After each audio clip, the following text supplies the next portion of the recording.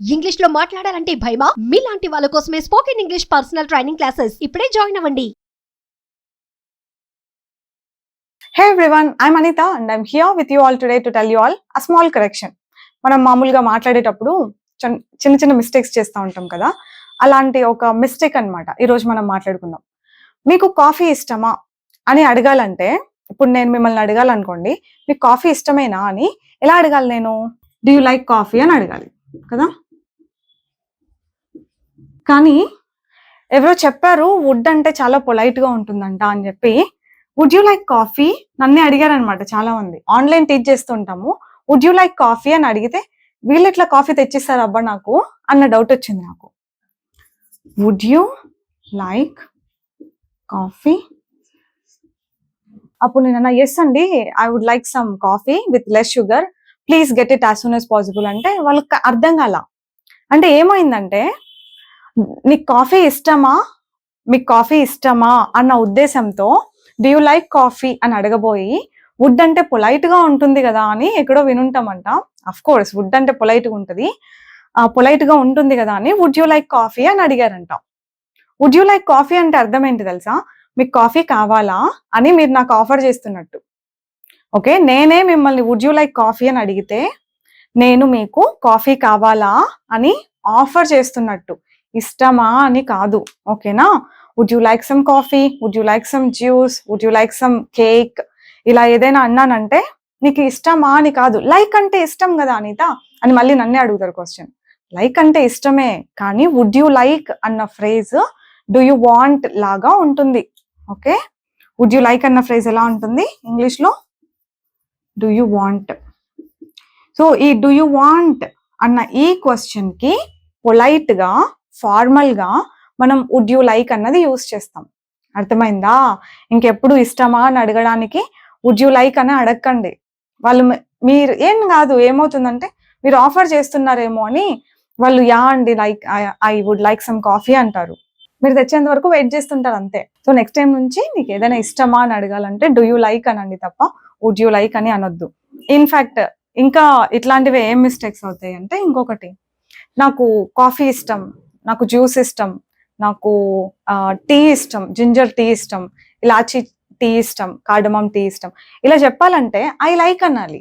Okay, నాకు coffee ఇష్టం అంటే I like coffee, I like coffee. నాకు టీ ఇష్టం అయితే ఐ లైక్ టీ, నాకు కేక్స్ ఇష్టం అయితే I like cakes. Okay, I would like అంటే ఏమవుతుంది మరి? వుడ్ అంటే పొలైట్గా ఉంటుంది కదా అని మళ్ళీ ఇక్కడ కూడా వుడ్ పెడితే ఏమవుతుంది? I would like some coffee అని అన్నాను అంటే ఇక్కడ నాకు కాఫీ కావాలి అని చెప్తున్నట్టు. లైక్ అంటే ఇష్టం కదా అంటారు ఇక్కడ కూడా మళ్ళీ. ఓకే, లైక్ అంటే ఇష్టమే, కానీ ఐ వుడ్ లైక్ అంటే ఐ వాంట్ అన్న మీనింగ్ ఉంటుంది. ఐ వుడ్ లైక్ అన్న ఈ ఫ్రేజ్కి ఐ వాంట్ అన్న మీనింగ్ ఉంటుంది అనమాట ఇంగ్లీష్లో. సో ఇప్పుడు ఏం అడుగుతున్నారు మీరు? I would like some coffee అని అడుగుతూ నాకు కాఫీ కావాలి అని అడుగుతున్నారు. ఇష్టం అని చెప్పట్లా, కావాలి అంటున్నారు. మనకు తెలియకుండా చేసే మిస్టేక్స్లలో ఎంత హిడెన్ మీనింగ్ ఉంటుందో బాగా ఇంగ్లీష్ వచ్చిన వాళ్ళైతే కన్ఫ్యూజ్ అవుతారు అనమాట. సో మీరు ఎవరికైనా ఆఫర్ చేస్తున్నారంటే డెఫినెట్గా వుడ్ యూ లైక్ అని అనండి. కాఫీ కావాలా మీకు, టీ కావాలా, బిస్కెట్స్ కావాలా, వైన్ కావాలా, ఇలాంటివి ఏదైనా ఆఫర్ చేస్తుంటే would you like some wine, would you like some coffee, would you like some juice, ఇలాగే అనండి. ఎందుకంటే this is one of the best ways how you can give offer to someone.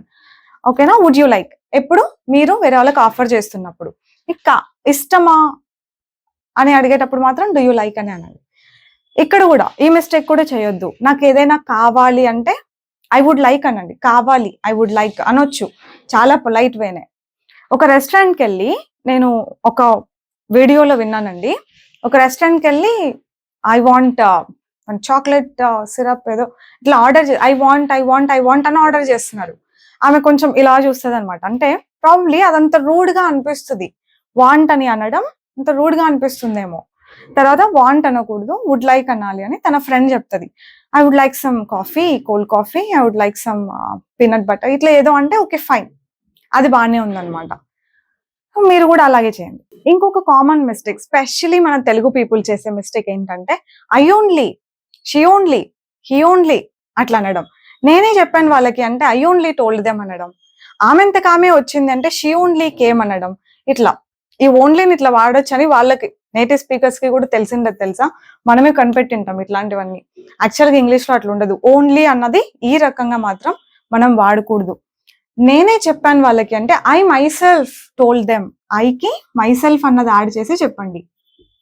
I myself told them.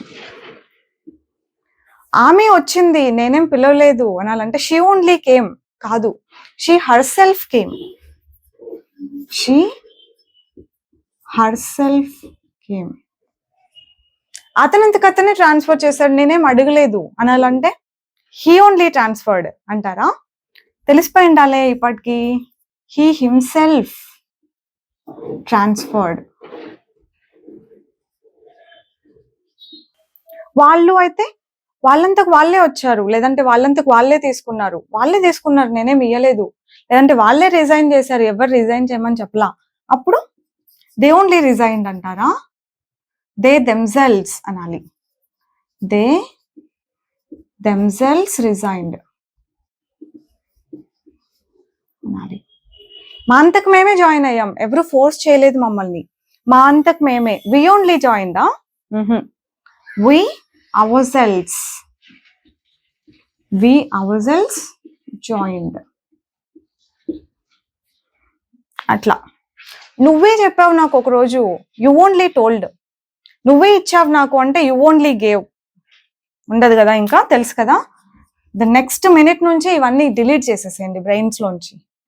You yourself told me. You yourself gave it to me. నీ అంతకు నువ్వే ఇచ్చినావు, నువ్వే message చేసినావు, నువ్వే చెప్పినావు నాకు.